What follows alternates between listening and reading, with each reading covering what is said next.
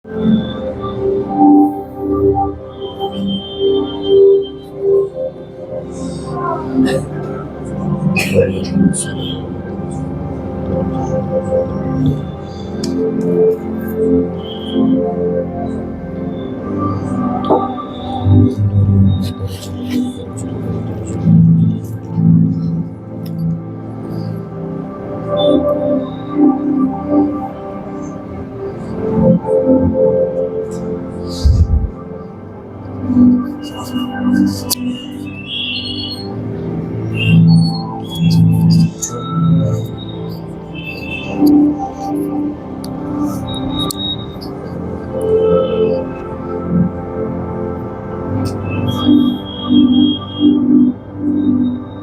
You जिस पवित्र आत्मा पाई और प्रचार कीजिए, वो प्रचार जिनके जीवनों को बदल के रखते पूरी कलीसिया।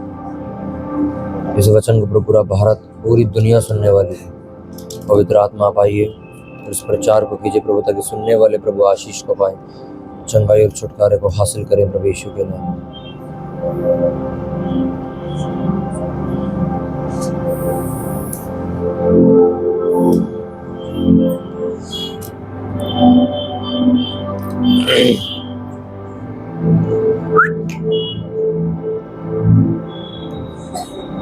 प्रभु यीशु मसीह के सामर्थ्य नाम में मांगते पूरी चर्च जोर से बोले आमीन। आप सभी को प्रभु यीशु मसीह के जन्मोत्सव की हार्दिक शुभकामनाएं। ये महीना ऐसा महीना हो कि जब आप नए साल में आप एंट्री करो तो वो एंट्री गुड न्यूज के साथ होनी चाहिए। 2025 में बहुत से लोगों की गवाही आने वाली है। 2025 में बहुत बड़े काम परमेश्वर इस चर्च में करने वाला है। नीति वचन उसका 6 उसका 4 से मैं पढ़ूंगा, सभी लोग अपनी बाइबल में निकाल लेंगे। भाई ये अपनी पंजेब उतार ले यार पैरों से, इसको खड़ा कर, वहां से इधर बैठ, इधर आ जा, जगह नहीं है, घुसा पड़ा वहां पे। इतनी ठंड लग रही तो जुराबे पहन के आता ना। नीति वचन 6 उसका 4। देखा प्रचार शुरू, बच्चा रोना शुरू। उसको चुप नहीं कराना, वो होगा नहीं, वो उसको पीछे ले जाया करो। उसी वक्त एक बार मैंने देखा कि एक लेडीज बाहर बैठे, उसका बच्चा रोने लगा तो डर के मारे उसका मुंह घोट रही थी कि चुप हो जाए किसी तरह, उसकी सांस रोक रही थी वो।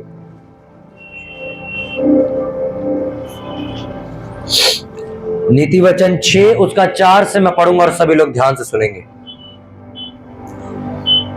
तो ना तो अपनी आंखों में नींद और ना अपनी पलकों में झपकी आने दे, और अपने आप को हिरणी के समान शिकारी के हाथ से और चिड़िया के समान चिड़ी मार के हाथ से छुड़ा। हे आलसी, चींटियों के पास जा, उनके काम पर ध्यान दे और बुद्धिमान हो। उनके ना तो कोई न्यायी होता है, ना प्रधान और ना प्रभुता करने वाला, तो भी वे अपना आहार धूप काल में संचय करती है और कटनी के समय अपनी भोजन वस्तु बटोरती है। हे आलसी, तू कब तक सोता रहेगा? तेरी नींद कब टूटेगी? कुछ और सो लेना, थोड़ी सी नींद, एक और झपकी, थोड़ा और छाती पर हाथ रखे लेटे रहना, तब तेरा कंगालपन राह के लुटेरे के समान और तेरी घटी हथियारबंद के समान आ पड़ेगी। सब बोलो आमीन।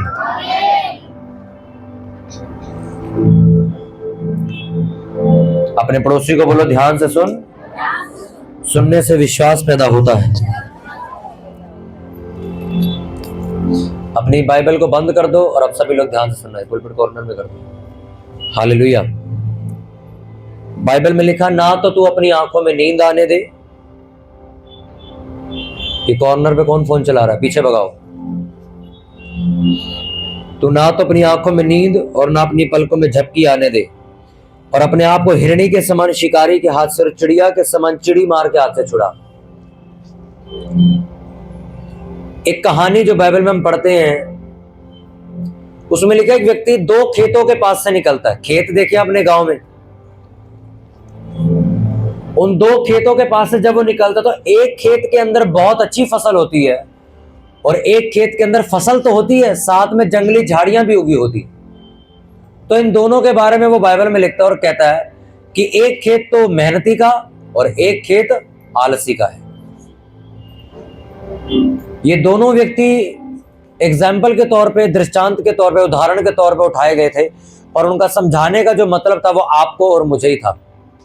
हालेलुया। कितनों को बात समझ आ रही है? आज अगर आप इस वचन को समझ जाते हो, आपको समझ आ जाएगा कि किसके खेत में झाड़ियां उगती हैं जंगली और किसके खेत में नहीं उगती। हर संडे, हर वीरवार चर्च को बहुत सारे लोग विजिट करते हैं, प्रार्थना सुनने के लिए आते हैं, वचन सुन के आते हैं। कुछ लोग वफादारी से प्रभु यीशु मसीह के पीछे चलना शुरू कर देते हैं और कुछ लोग ऐसा नहीं करते।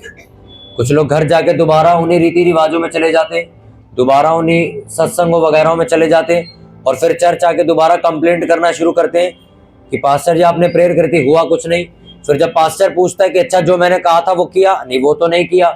हम जी बाइबल लेके गए थे, पर घर जाके हम दूसरे बाबाओं के पास भी गए थे। तो परमेश्वर कहता है कि मेरे को जलन होती है उन लोगों से, जो मैंने पिछली बार आपको बताया था कि जलन होती है उन लोगों से जो परमेश्वर को छोड़ के दूसरी नाव पे सवार हो जाते हैं। कि थोड़ा थोड़ा परमेश्वर को भी मानते हैं, थोड़ा थोड़ा बाबाओं को भी मानते हैं, थोड़ा थोड़ा तांत्रिक के पास भी जाते हैं, थोड़ा थोड़ा कोई दूसरा व्यक्ति कीर्तन बोलाता है वहां भी चले जाते हैं। परमेश्वर ने कहा ये लोग मेरे किसी लायक ही नहीं है, ना ये लोग मुझसे कुछ हासिल कर सकते। ये जीवन भर तुम देखते रहना, ये ऐसे ही धक्के खाते रहेंगे और कुछ इनके हाथ नहीं लगने वाले, और अंत में बोलेंगे कि प्रभु यीशु मसीह, यार नाम ही सुना है, हमारी जिंदगी में तो कुछ भी नहीं हुआ। क्योंकि बाइबल ऐसा बताती, परमेश्वर उन लोगों का भला करता जो उसकी आज्ञाओं पर चलते हैं, ना किसी चर्च आके नाच के चले जाते हैं। दो तरीके के लोग चर्च में आते हैं। मैं जब 2017 में चर्च गया तो मेरे साथ दो तरीके के लोग थे, और भी लड़के थे और मैं भी लड़का था। वो लोग चर्च जाते थे सिर्फ एंजॉय करने के लिए, थोड़ा घूमा फिरा, मोमोज चौमिन खाई, चलो चर्च अटेंड करी, अपना घर आ गए। मैं चर्च जाता था बड़े प्यार से, क्योंकि मेरे को एक हीलिंग मिल गई थी। 60% मेरा जो केस था वो ठीक हो गया था, 40% अभी बचा था। तो मैं इस आशा में जाता था कि यार जो मेरे अंदर गंदी आदत फंसी हुई है वो भी ठीक हो जाएगी। 60% तो मैं ठीक हो चुका हूं। तो मैं इस मनसा से जाता था, बल्कि मैं जल्दी जाता था और लेट निकलता था, सेवा करता था, पास्टर के साथ रहता था, चर्च के सारे काम करवाता था, अपने मन से सेवा करता था, कोई मुझे देता नहीं था जबरदस्ती। एक बार मुझे कुछ सेवा दे दी तो मैं कोशिश करता था कि मेरे हाथ से किसी और को सेवा ना चले जाए। मैं इस तरीके से, इस मेंटालिटी से चर्च जाता था। शुक्रवार को वो चर्च लगती थी, और मैं ये जब शुक्रवार सुबह उठता था, उस टाइम मेरे ख्याल से मैं ओपन से पढ़ाई कर रहा था 12th की, तो मेरे को इंस्टीट्यूट जाना होता था सुबह 2017 में। तो इंस्टीट्यूट से आने के बाद मैं कपड़े बदलता था और फटाफट अपने बैग में बाइबल रखता था, जूते पहन के 50-60 रुपए मम्मी से लेके मैं टिकट खरीद, और मैं मालवीय नगर साउथ दिल्ली जाता था। शाम को 7 बजे की चर्च होती थी, दोपहर के 4 बजे ही पहुंच जाता था मैं, और रात को 11 बजे की आखिरी मेट्रो से जहांगीरपुरी वापस आता था मैं और मेरी सिस्टर बड़ी वाली, हम दोनों ऐसे ही करते थे। वो जॉब करती थी तो वो डायरेक्ट जॉब से आती थी 7 बजे, और मैं शाम को ही चला जाता था। वो टाइम और आज का टाइम जब मैं कल प्रेयर में याद कर रहा था, उस टाइम मुझे ये वचन याद आया कि आज अगर ये वचन आप लोग भी समझ जाओ तो आपको नहीं मालूम कि अगले 4 साल बाद, या अगले 6 महीने बाद, या अगले 1 महीने बाद आपकी जिंदगी में परमेश्वर क्या करने वाला है।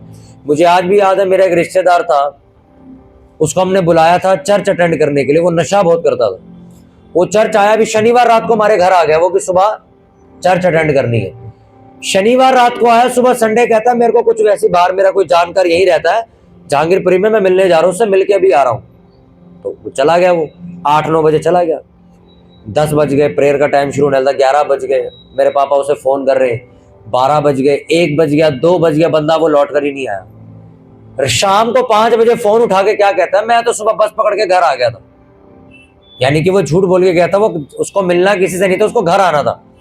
तो वो झूठ बोल के हमारे घर से निकला और घर आ गया वापस। तो हमने भी उसको कोई दोबारा फोन करके उसके आगे मिन्नतें नहीं करी भाई, क्योंकि मैं हमेशा चर्च में एक बात कहता हूं, चर्च में आके आपके सामने मैं बैठा हूं, मेरी जिंदगी परमेश्वर ने बदली है। आज मैं परमेश्वर को छोड़ दूं तो मेरे घर में परमेश्वर मुझे पर लेने नहीं आएगा, ये याद रखना। कोई आपके घर बुलाने नहीं आएगा। आप 40 साल तक नहीं आओगे तो 40 साल कोई नहीं आने वाला, क्योंकि ये आपका फैसला है। तो जब वो चला गया, हमने कहा भाई ठीक है अगली बार आ जाइयो, तो आया नहीं वो। 4 महीने बाद कोरोना शुरू हुआ इंडिया के अंदर, और उस कोरोना में उसकी डेथ हो गई। सिर्फ 32 साल का था वो, उम्र अभी शुरू ही हुई थी उसकी। 32 साल का वो लड़का मर चुका है। अब एक बात सोचो जो मैंने अभी आपको बोली, अगले 4 महीने बाद क्या होने वाला है आपको कुछ नहीं पता। कितनों को बात समझ आ रही है? इसीलिए परमेश्वर आपको पहले बुलाता है कि तुम उसके भवन में आके बचाए जाओ, पर आप अपनी बुद्धि ज्यादा चलाते हो। अरे मम्मी, अगर हम चर्च जाएंगे हमारा तो धर्म परिवर्तन हो जाएगा, फिर हमारे रिश्तेदार हमसे बात नहीं करेंगे। अभी करते हैं। एक व्यक्ति यहां पर आया, एक लड़के का रिश्तेदार यहां पर आया, तो वो चर्च जाने के लिए इसलिए मना कर रहा था, उसको समाज की, रिश्तेदारों की, लोगों की बड़ी चिंता थी। तो हम यहीं बाहर बैठ के रात के 1:30 या 2 बज रहे थे, हम खाना खा रहे थे, यहीं बाहर बैठे हुए थे हम टेबल पे। और जब हम बैठे हुए थे तो आप एक बात सोचो, मैंने उसको समझाया, मैंने कहा भाई मेरी बात सुनो, तुम्हारे बच्चों की फीस कौन भरता है? कहता मैं भरता हूँ। मैं तुम्हारी वाइफ के कपड़े फट जाए तो कौन लेके आता? कहता मैं लाता हूँ। मैं कहा घर का किराया कौन देता है? कहता मैं देता हूँ। बिल कौन देता है? मैं देता हूँ। राशन कौन लाता है? मैं लाता हूँ। तुम्हारे बच्चे ने बिजनेस करना तो पैसे कौन देगा? कहता मैं ही दूंगा। तुम्हारे घर में कोई बीमार हो जाए तो कौन पैसे देगा? कहता मैं ही दूंगा। तुम्हारी लड़की की शादी है कौन पैसे देगा? कहता मैं ही दूंगा। दाज इकट्ठा करना कौन देगा? कहता मैं। तो रिश्तेदार का लेना देना क्या है? चुप हो गया वही बात सुन के। कहता बात तो सही है यार, आपके घर में आपका कोई रिश्तेदार है जो 1 लाख का हर महीने चेक देके जाता है? यहां तक कि आप फंस जाते हो तब भी नहीं आता हो। तो किस बात के लिए तू उसकी परवाह करके चर्च छोड़ के बैठा? मुझे इतना बता बस। मैंने उसके मुंह पे बोला, मैं कहा वो लोग पता है सिर्फ किस लिए है? शादी में रोटी खाने बुलाने के लिए बस, और कोई काम नहीं है। कोई और काम बताओ? अरे यार मैंने तो, जब मैं बड़ा हुआ मैं तो हैरान हो गया, ये सब भी होता है कि जब शादी में जाया जाता है तो जब सगन वाला कार्ड देते वो भी लिखा जाता है डायरी पे। ये भी बात मुझे बाद में पता चली थी। तो मैंने, हम इस किसी शादी में जब हम जाते थे तो मैंने कहा हम कार्ड दे रही है, लेडीज खड़ी होकर क्या कर रही है यहाँ? तो मेरी अम्मी कहती है वो लिख रही है किसने कितना सगन दिया। मैं फिर इसका क्या करेगी? कहती जब हम इसको बुलाएंगे तो ये भी उतना ही सगन डालेगी। मैं लानता मर गया तुम्हारे पे यार, सगन भी लिख रहे हो। मतलब तुमने 1100 रुपये डाला तो हमने लिख लिया, ये हम भी 1100 रुपये डाले। इन लोगों की परवाह करते हो तुम जो 1-1 रुपए का हिसाब तक लिख के बैठे हुए। मेरे घर में, मेरे रिश्तेदारी में कोई भी बड़ा पदवी वाला रिश्तेदार हो, उसको मालूम है संडे इनके घर नहीं जाना, ये लोग मिलेंगे ही नहीं। वो नहीं तो अरे यार बड़े बेशरम लोगों को ताला मार के चर्च चले जाते हो। मैं कहा सर आप खड़े रहो, मैं चला जाऊं। आपको जब मैंने बोल दिया मत आओ तो क्यों आ रहे हो? आप सोमवार आओ, मंगलवार मिलने आओ, वीरवार मत आओ और संडे मत आना मेरे घर, आपको ताला ही मिलेगा। अगर आपको आना तो सीधा डायरेक्ट चर्च में मिलना आके। कितने रिश्तेदार को आपने देखा भी होगा सीधा चर्च में आते मिलने को। मैंने कभी भी इंसान को परमेश्वर से ज्यादा इज्जत नहीं दी है, इसलिए परमेश्वर ने मुझे पलट के इज्जत वापस दी। लोग दुनिया को इज्जत ज्यादा देते, परमेश्वर को थोड़ी कम देते हैं, और फिर ये एक्सेप्ट करते हैं कि परमेश्वर मेरी उन्नति करे और मेरी बीमारियां खत्म करके मेरी इज्जत बढ़ाए। ऐसा नहीं हो सकता। बाइबल में लिखा जो तू बोता वो तू काटता है। अब जो वचन आपने पढ़ा उसमें लिखा, ना तो तू अपनी आंखों में नींद और ना अपनी पलकों में झपकी आने दे, और अपने आप को हिरणी के समान शिकारी के हाथ से और चिड़िया के समान चिड़ी मार के हाथ से छुड़ा। हे आलसी, चींटियों के पास जा, उनके काम पर ध्यान दे, बुद्धिमान हो। उनके ना तो कोई न्यायी होता है, ना प्रधान और ना प्रभुता करने वाला, तो भी वे अपना आहार धूप काल में संचय करती है और कटनी के समय अपनी भोजन वस्तु बटोरती है। हे आलसी, तू कब तक सोता रहेगा? तेरी नींद कब टूटेगी? कुछ और सो लेना, थोड़ी सी नींद, एक और झपकी, थोड़ा और छाती पर हाथ रखे लेटे रहना, तेरा कंगालपन तेरे घर में घुस आएगा। हालेलुया। 8 घंटे की नींद सो के आ तो यहां भी तुम्हें नींद आती है। हालेलुया। हे आलसी, चींटियों के पास जा। सबसे छोटा उदाहरण है ये बाइबल का। चींटियों से आप, अगर आप चींटी देखो तो नजर ही नहीं आती ऐसा चीज। उस इतने छोटी चीज का परमेश्वर ने उदाहरण दिया, कहता बेशर्म आदमी जा उससे सीख। चींटियां देखिए, आप ठंड में चींटियां ढूंढ के दिखाओ मुझे। आपको ठंड में कहीं चींटियां दिखती हैं? दिखेंगी ही नहीं। गर्मियों में हर जगह चींटी जा रही हो, देखो ऐसे बोझ उठा के जा रही होती है, माल लेके जा रही थी, स्टॉक लेके जा रही होती है, ट्रक पानी जा रहा होता उनका, देखा ना, रास्ता पार कर रही होती है, हमें पार करके जाना पड़ता। सर्दियों में नहीं दिखेंगी आपको। परमेश्वर ने कहा हे आलसी, चींटियों के पास जा और देख, धूप में, गर्मी में जब लू चलती है वो अपना खाना इकट्ठा करती है, जब सर्दी आती तो बाहर नहीं आती, वही खाना खाती। जिस टाइम लू में लिखा तो आलस मारता है, देख चींटियां मेहनत कर रही होती। सबसे छोटा उदाहरण पर परमेश्वर ने शेर का एग्जाम्पल नहीं दिया। शेर को राजा, शेर राजा ही शेर को खुद नहीं पता अभी तक कि वो राजा है। शेर को राजा कहा गया जंगल का। बड़े बड़े जानवर है वहां पे, हाथी है, कितने हैवी, कितने भारी, किसी का उदाहरण नहीं दिया परमेश्वर ने। सबसे छोटी चीज का उदाहरण दिया, चींटी का। और क्या बोला? हे आलसी, चींटियों के पास जा और देख, वो धूप में मेहनत करती हैं पर तू सोता है। हे आलसी, तेरी नींद कब टूटेगी? थोड़ा सा और सो लेना, एक और झपकी मार लेता हूं, थोड़ा और छाती पर हाथ रख के लेटे रहना, थोड़ा और रजाई के अंदर घुस के अपने आप को गर्म कर लेना। लिखा तू बहुत जल्दी गरीब और कंगाल हो जाएगा। लिखा गरीबी तेरे घर के बाहर खड़ी होगी।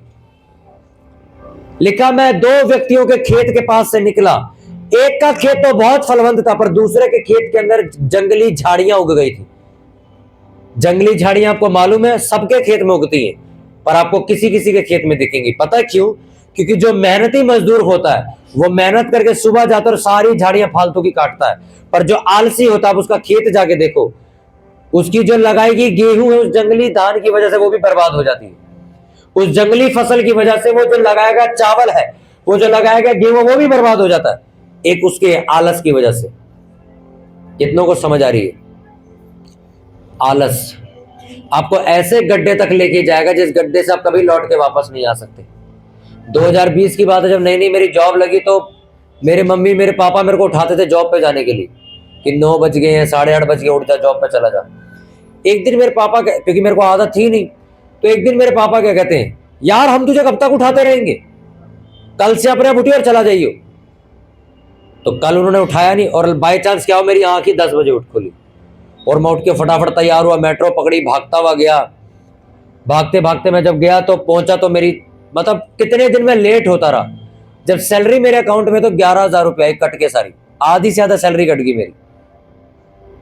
मैं अकाउंट देख रहा, मैंने कहा यार इसको सर पे मारे 11,000 रुपये को। आपके ये पीछे कौन सो रहा है? बाप रे, इतनी गहरी नींद, वो लेट ही गए हैं पीछे। आप सोच के देखो, अभी वचन क्या चल रहा है सोचो। शैतान आपको नहीं सुनने देता प्रचार। वो सर रख के बेहोश है, पूरी आवाज आ रही मुझे सांसों की। बताओ पता है क्यों आप सोते हो? मैं बताऊं आपको। ये जो आपने शॉल ओढ़ के हाथ गर्म कर लिए, शरीर बिल्कुल निग्गा कर लिया, तो नींद ही आएगी आपको। मैं क्यों बिना जुराबों गया हूं? ताकि मुझे ठंड लगती रहे और नींद ना आए। चर्च में भी वॉलंटियर प्रेयर करते हैं, पूरा कंबल ओढ़ लेंगे, ये कर लेंगे सब। मैं कब तो तू सो जाएगा, तू गर्म हो गया, सो ही जाएगा अब तू। इनसे पूछो, जब मुझे प्रेयर करनी होती है मैं दस्ताने पहनता, टोपी पहनता और छत पे जाता हूं जब ठंडी हवा चलती है, रात को 3 बजे। मुझे मालूम है सुबह 5 बजे तक मुझे अब नींद नहीं आएगी, मुझे इतनी ठंड लग रही है। कहाँ था मैं? इनकी नींदों ने प्रचार बुला दिया।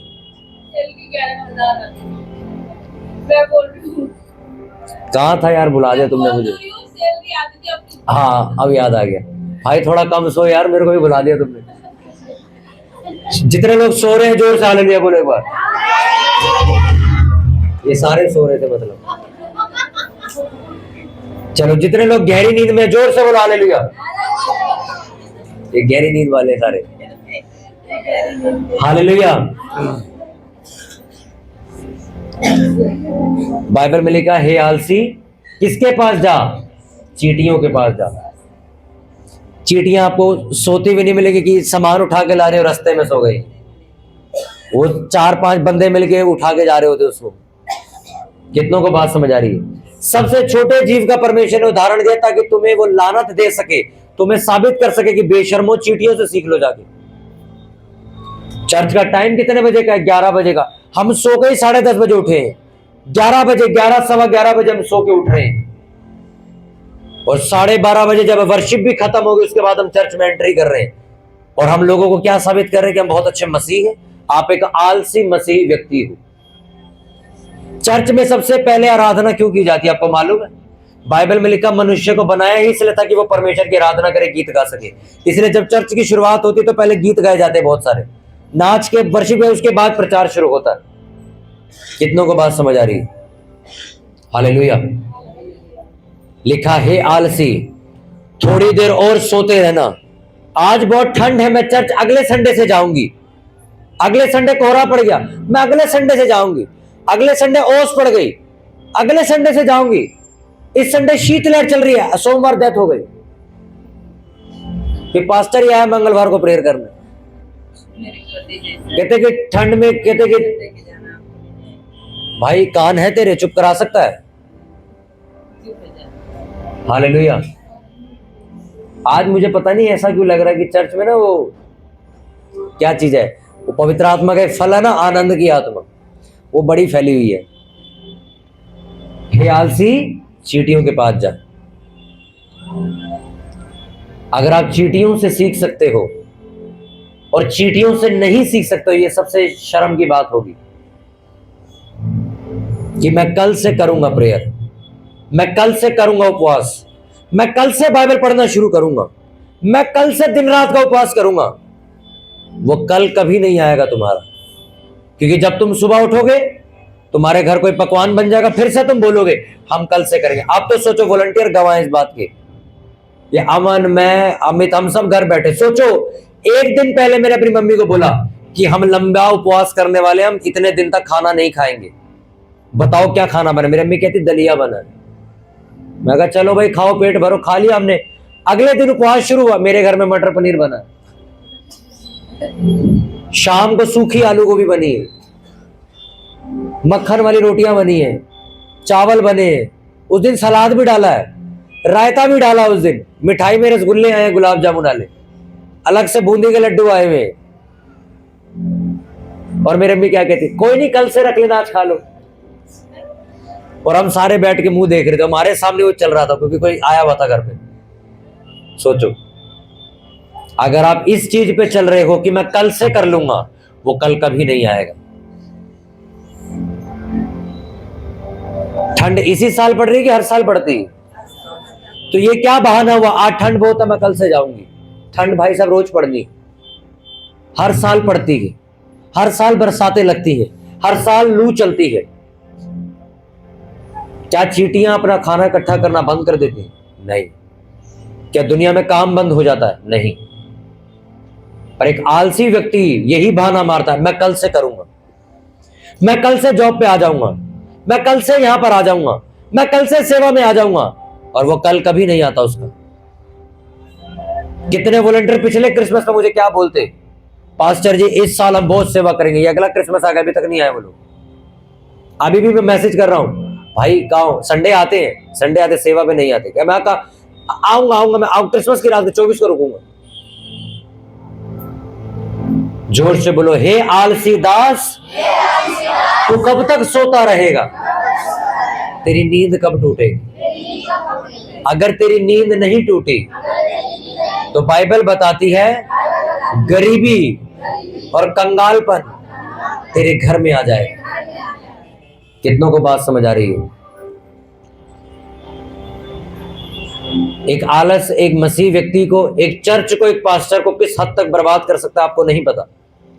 प्रार्थना ना करने एक आलस है, बाइबल पढ़ने बैठना, व्हाट्सएप देखना और कहना अभी तो मेरे को काम है, चलो थोड़ी देर बाद बैठता हूं मैं, ये एक आलस है। एक मेहनत करने वाला व्यक्ति कहता है मेरा फोन बंद करो, 1 घंटे के लिए मैं बाइबल पढ़ूंगा, उसके बाद बात करते हैं। रोज रात होती है, रोज आपको सोना ही है, पर आपको प्रार्थना का समय निकालना पड़ेगा। थोड़ी देर में और सो लेता हूं, 11 बजे का चर्च का टाइम है, अभी तो पुनीत भाई अभी आगे माइक पे भाषण दे रहे होंगे, अभी थोड़ा बाद में चलेंगे, अभी तो 10:40 हुए, अभी थोड़ी देर में नहा के चलता हूं मैं फिर। तो तुम्हारे लिए वचन यही है, चींटियों से सीखो जाके। अगर तुम उनसे भी नहीं सीख सकते तो किससे सीखोगे? यीशु मसीह ने क्यों भगाया था उस लड़के को जो आके ये बोलता है मेरा मेरा मेरा पिता मर गया है, मैं एक बार गाड़ा हूं, फिर मैं कल से तेरे पीछे आता हूं। यीशु मसीह कहता अभी जा और वापस मत आइयो, अभी निकल जाए यहां से। बात मैंने आपको बार बार समझाई, बात ये नहीं थी कि आप अपने फादर को गाड़ने मत जाओ या उनका अंतिम संस्कार करने मत जाओ। वो एक आलसी व्यक्ति था, वो यही मैं कल से आ जाऊंगा, फिर कल क्या कहता, अभी तो मेरे घर वो प्रार्थना है ना, वो मरे की जो 3 दिन बाद प्रार्थना होती है, मैं उसके बाद आ जाऊंगा। फिर उसके बाद कहता अभी तो 1 हफ्ते भी घर में आना जाना लगा ना, फिर मैं उसके बाद। इसलिए यीशु मसीह ने कहा अभी जा, तू मेरे लायक नहीं, अभी जा। आपकी जॉब, आपका काम रोज चलता है। कभी आपने देखा मैंने बोला मैं हाउस मीटिंग में नहीं आऊंगा, मैं बिजनेस का काम कर रहा हूं, मुझे रोज ही करना, मुझे रोज उसको बंद करना और आना है। एक आलसी व्यक्ति कौन है मालूम? एक आलसी व्यक्ति वो नहीं जो हर जगह जाने से मना करता है, वो सिर्फ उन जगहों पे जाने से मना करेगा जहां पर उसको एफर्ट लगाना पड़ता है, मेहनत लगानी पड़ती है, वो वही मना करेगा। आप अभी संडे फोन कर दो जो लोग चर्च नहीं आए, कुतुब मीनार चल रहे घूमने, अभी आ जाएगा नीचे, उसको फोन कर दो, आप गुरुद्वारे के नीचे मिल, चर्च के नीचे मिल, मैं आ रहा हूं, तैयार होकर कुतुब मीनार घूमने चलेंगे, अभी आ जाएगा वो 200 रुपए जेब में रख के। आप शनिवार रात को फोन करो, भाई सुबह चर्च चलना, आ जाइए, रिक्शे पे चलना, 10 रुपए लेके आइए, वो यही तक बोलेगा 10 रुपए नहीं मेरे पास, और सुबह उठ के बोलेगा भाई मैं आ नहीं सकता, क्योंकि उसको मालूम है एफर्ट लगेगा। प्रार्थना करने के द्वारा ही जीवन बदलता है। आलसी व्यक्ति प्रार्थना करना ही नहीं चाहता। वो तो अपने दिमाग में ये सोच बना के बैठा है कि प्रार्थना करने से क्या ही हो जाएगा, ये प्रार्थना वगैरह करना तो पास्टरों का काम है। अरे मैं आज आपको कह, यहां बैठा एक बच्चा भी मैं कहता हूं अगर प्रेयर ना करे अपनी जिंदगी में सफल नहीं हो सकता। प्रार्थना सबको करने के लिए यीशु मसीह ने कहा है। तुम्हारे परमेश्वर पर भी यीशु मसीह तक ने प्रार्थना करी, उसके बाद सारे काम किए, तुम बिना प्रार्थना के कैसे चल जाओगे? अरे 100 तरीके के लोग तुम्हारे पीछे जादू टोना कर रहे हैं, 100 तरीके के लोग तुम्हें रोज बद्दुआएं दे रहे हैं, 100 तरीके के लोग तुम्हारा काम रुकवाने के लिए बैठे हैं। अगर तुम प्रार्थना नहीं करोगे तुम बाहर नहीं निकल पाओगे, उन चीजों से तुम सामना नहीं कर पाओगे, वो तुम्हारे घर घुस जाएंगी। एक तांत्रिक, इस इलाके का सबसे बड़ा तांत्रिक आप ले आओ, वो प्रार्थना करने वाले से डरता है। आप उसको मेरी फोटो दे दो, वो जादू टोना नहीं करेगा, मना कर देगा। अगर तो वो जेन्युइन तांत्रिक, क्योंकि शैतान उसको खुद बताएगा इससे मजे मत ले, क्योंकि वो उस परमेश्वर को मानता है जिसके आगे हम भी भाई खड़े नहीं होते। मैं एक तांत्रिक की गवाही सुना था यूट्यूब पे, आपने सुनेगा, हमने ग्रुप में कई बार भेजी है। वो क्या कहता है? कहता है एक क्रिश्चियन व्यक्ति को मारने के लिए मुझे ठेका मिला कि 21 दिन में इस बंदे को मारना है। कहता खुद शैतान मेरे सपने में आके कहता है ये पैसे वापस कर दे, इसे नहीं मार सकते हम। वो प्रार्थना करने वाली लड़की है, उसे छेड़ाखानी मत कर। तो तांत्रिक कहता है मैं शैतान से लड़ रहा सपने में कि मैं पैसे ले चुका हूं, मेरे को मारना, मेरी बेइज्जती हो जाएगी। वो कहता है नहीं मार सकते भाई, वो प्रेयर करती है लड़की, उसको नहीं मार सकते। तो वो खुद गवाह, अब वो तांत्रिक पास्टर बन गया, उसका जीवन बदल गया, उसने यीशु मसीह को स्वीकार कर लिया। वो कहता जब मैं तांत्रिक था तो शैतान मेरे सपने में आके कहता था क्रिश्चियन लोगों से मजे मत लिया कर, बाकियों को छेड़ जितना छेड़ना। ये जो लोग चर्च जाते हैं, प्रेयर करने लगे, चिल्ला रहे, फायर प्रे कर रहे, इनसे पंगे मत लिया कर। सोचो शैतान सपने में आके घबराया पड़ा था उसके, और आप कह रहे हो मैं बिना प्रार्थना के नए साल में एंट्री कर जाऊंगा। आलसी व्यक्ति एक कंजूस व्यक्ति है, उसके पास पैसा है, पर्याप्त पैसा है, और वो आलस और कंजूसी की वजह से परमेश्वर के घर में दान नहीं देता। मेरी मम्मी से पूछो, मैं कभी कमेटी नहीं डालता, मैं कोई एफडी नहीं बनवाता। मालूम क्यों? क्योंकि कभी भी परमेश्वर मुझे कह देता है कि जा चर्च में पैसे दान कर, तो मैं वो पैसे उठा के दान, मैं कभी भी अपने आप को बांधता नहीं हूं। मैंने आज तक कभी कमेटी से पैसे नहीं जोड़े। जहां पर मेरा बिजनेस भी है, एक एक हफ्ते में मैं वहां से पैसे बाहर निकाल लेता हूं कमा के, और अपने अकाउंट में डाल देता हूं, कैश पड़ा रहता है। उसकी वजह क्या है? मुझे बार बार बोना पड़ता है, क्योंकि मैं बढ़ना चाहता हूं। मैं परमेश्वर को कहता हूं प्रभु नहीं, मुझे और बढ़ना है, तो परमेश्वर कहता है अपनी प्रार्थना बढ़ा और अपने बीज और बोना शुरू करता हूं, मैं और दान देना शुरू करता हूं, और हेल्प करना शुरू करता हूं, और पैसे निकालता हूं, बैंक खाली करता हूं अपना। क्रिसमस आ रहा है, प्रभु मैंने पिछली बार 5000 बोया, तो मैं 10 बोऊंगा, 15 बोऊंगा। इस बार तो ऐसा हो मैं पता नहीं कितने 85 गुना ज्यादा बो गया। सिर्फ परमेश्वर से मैंने एक चीज मांगी, मुझे इतनी बड़ी गैदरिंग थी, परमेश्वर का जितना मैं बोलता जा। पूरे महीने मैंने पिछले महीने अपने तीनों बैंक अकाउंट खाली किए, तीनों के तीनों खाली कर दिए मैंने। अब गुड न्यूज सुनो, इस महीने दोबारा भर गए हो। अब सोचो, अब आपको एक बात समझनी क्या है, वही वचन जितना तू बोएगा वापस आ जाएगा। मैं सच कह रहा हूं, कलेजा मेरा भी कांपता है यार, पूरा साल लगा के इतना पैसा जोड़ा, सारा ही खाली करने लगे। मैंने एक खाली के परमेश्वर का दूसरे वाले में भी पड़े हैं तेरे, ये निकाल के दूसरी चर्च में बोले, मैंने दूसरी चर्च में वो सारे पैसे डाल दिए। फिर तीसरे में पड़े थे, आखिरी महीने का परमेश्वर पड़े। परमेश्वर कहता जो तू मांग रहा है वो बहुत बड़ी आशीष है, तेरे को और बोना पड़ेगा। वो उठाए, परमेश्वर ने कहा ये वाला जो पैसा वो इस वाली चर्च का अकाउंट नंबर ले, इसमें ये नहीं अपनी चर्च में डाले जा रहा, तो घूम फिर के वो तो चर्च में ही आ गया पैसा। बाहर बो जा, इस लेडीज को फोन कर, इसको जाके भिजवा के। पर जब क्रिसमस आता हम तो अपने ऊपर ज्यादा खर्चा कर, 10,000 का सूट पहनेंगे, 1000 पे बीज बोएंगे, कहां से 2025 वैसे ही जाएगा सेम। अगर आपको कुछ बदलाव चाहिए, आपको अपना आलस छोड़ के बाहर निकलना पड़ेगा। मैंने परमेश्वर एक एक दिन के उपवास करे, अब मैं 2-2 दिन के करूंगा। मैं सिर्फ आधा घंटा बैठता था, मैं 1 घंटा प्रेयर किया करूंगा। मैं अपने आलस को तोड़ूंगा परमेश्वर। मैं मानता हूं परमेश्वर, मैं 12-12 बजे चर्च जाता था, अब मैं सुबह 9 बजे पहुंच जाऊंगा। एक लेडीज आगे 11 बजे कहती कि चाय है, ठंड लग रही। मैं कहा सुबह सेवा करने अगर सबको मिलती है, मुफ्त में मिलती है, यहाँ सब पी रहे होते जो सेवा करने आते हैं सुबह। हे आलसी दास, तेरी नींद कब टूटेगी? पिछले हफ्ते मैंने आपको बताया, आपको नींद तोड़नी पड़ेगी। पता है क्यों? जिस इलाके में आप रहते हो वहां पे ऐसे ऐसे काम शुरू हो गए जो शायद हमने कभी सोचे भी नहीं थे। हम जब छोटे थे हमने कभी सुने भी नहीं थे काम ऐसे भी होते। पहली बार मैं 12 बजे आ रहा था रिक्शे पे, सोचो हमारे जहांगीरपुरी मेट्रो स्टेशन पे, सोचो लड़कियां खड़ी हुई थी। हमारे यहाँ चौराहे पे लड़कियां खड़ी होती, उनको गाड़ी में लेने आते लोग। ये जहांगीरपुरी का हाल है। और आप मौज काट रहे हो, अपने फायदे की बात करते हो। आपको आलस छोड़ना पड़ेगा, आपको उठना पड़ेगा और सुबह पैम्पलेट उठा के निकलना पड़ेगा प्रचार के लिए। आपको जाना पड़ेगा बस स्टैंडों पे, चिपकाने पड़ेंगे पोस्टर की, शायद कोई लड़की से पढ़े जो गलत काम कर रही, कोई पढ़ के तो आ जाए।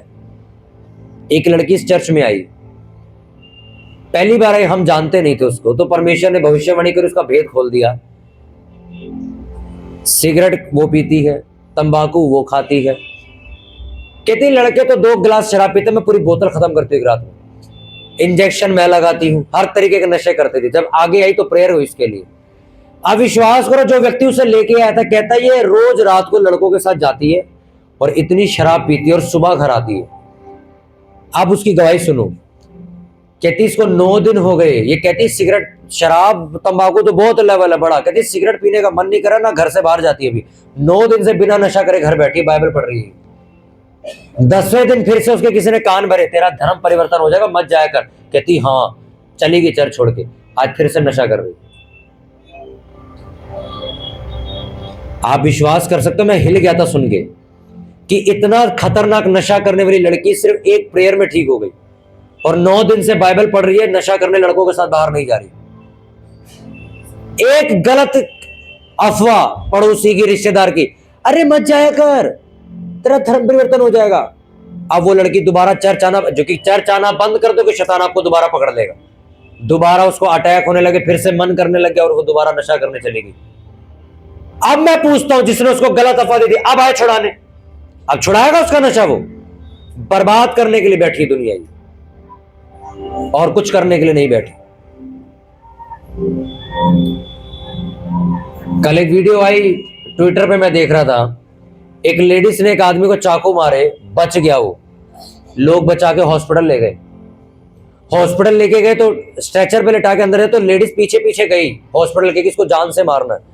हॉस्पिटल के अंदर जाके उसको मारती गई, चाकू छीन लिया, धक्का दे दिया डॉक्टर को, और वो तड़प रहा अकेला, छुड़ा रहा अपने आप को। कोई नर्स आगे नहीं आ रही, कोई वार्ड का बंदा आके नहीं छुड़ा रहा, कोई डॉक्टर आके नहीं छुड़ा रहा। अरे मैं वीडियो देखूंगा, एक लड़का तो साइड में खड़ा होकर बस देख रहा है, वो चाकू मार रही है और वो ऐसे देख रहा है। सोचो, 1-2 बंदे भी आ जाए उसका हाथ पकड़ ले, बच जाएगा वो, अगर 2 बंदे भी आगे आ जाए तो।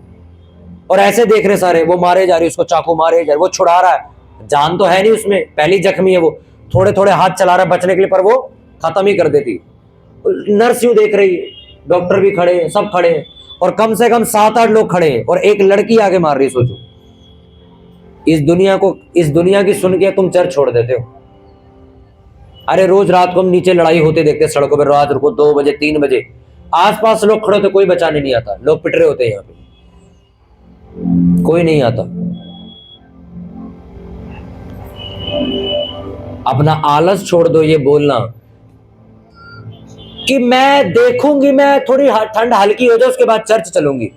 जैकेट है आपके घर, स्वेटर है, शॉल भी है, लो और निकलो। अरे मेरे जानकारी में जो पास्टर है, आप सुन के हैरान हो जाओगे, हिमाचल प्रदेश में एक रामनगर पता नहीं ऐसी कोई जगह है, वहां पर उनकी चर्च लगती है, और वहां पे कहते हैं कि 8 महीने बर्फ गिरती है। हमारा चर्च का दरवाजा कई बार हम रात सुबह खोलते तो 6 फुट जितनी बर्फ होती है, तो हम लात मार के तोड़ते तो दरवाजा खुलता है। वहां पर कलीसिया आती है प्रचार सुनने। तुम्हारे यहाँ बर्फ गिर रही है क्या? बर्फ छोड़ो, यहाँ कुछ भी नहीं हो रहा, तो धूप निकली हुई है। सोचो, वहां पर भी लोग इकट्ठे होते हैं प्रचार सुनने, क्योंकि वो जानते हैं कि प्रभु यीशु मसीह इकलौता ऐसा परमेश्वर है जो इस दुनियादारी से हमें बचा सकता है।